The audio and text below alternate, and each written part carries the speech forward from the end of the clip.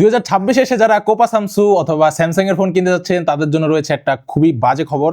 না green line না। তো নর্মালি সবাই ভাবে যে স্যামসাং শুধু ফোন রিলেটেড এই জিনিসগুলোই বানায়, বাট স্যামসাং এর মার্কেট অনেক বড়। তারা ফ্রিজ থেকে শুরু করে বড় বড় অয়েল ট্যাঙ্কার পর্যন্ত বানায়। তো তাদের এই বড় মার্কেটটা ক্যাচ করার জন্য তাদের একটা কোম্পানির আন্ডারে অনেকগুলো সাবসিডি কোম্পানি রয়েছে, এবং সেগুলোর মধ্যে এই দুইটা কোম্পানি হলো স্যামসাং ইলেকট্রনিক্স এবং Samsung semiconductor global. Samsung electronics এর নর্মালি গ্যালাক্সির ফোনগুলা, ল্যাপটপ, ট্যাবলেট, ওয়াচেস এগুলো বানানো হয়।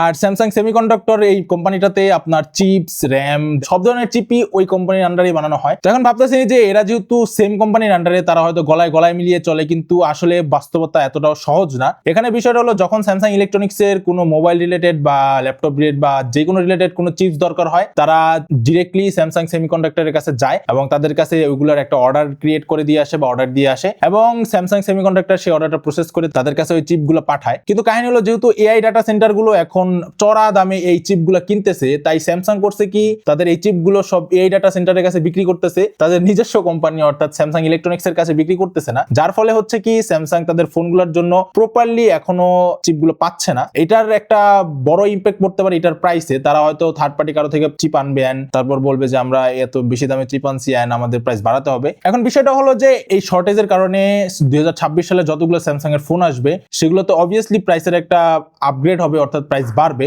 এবং সেই প্রাইসটা কতদূর যায় সেটাই দেখার বিষয়। কারণ অলরেডি স্যামসাং এর প্রোডাক্টগুলো হাই প্রাইসে মার্কেটে আসে, তার উপরে যদি এই রিউমারটা সত্যি হয়, তাহলে এইটা আরো 2 গুণ বা 3 গুণ হইতে পারে। এখন দেখার বিষয় হলো এই প্রাইসটা ঠিক কোথায় গিয়ে ঠেকে।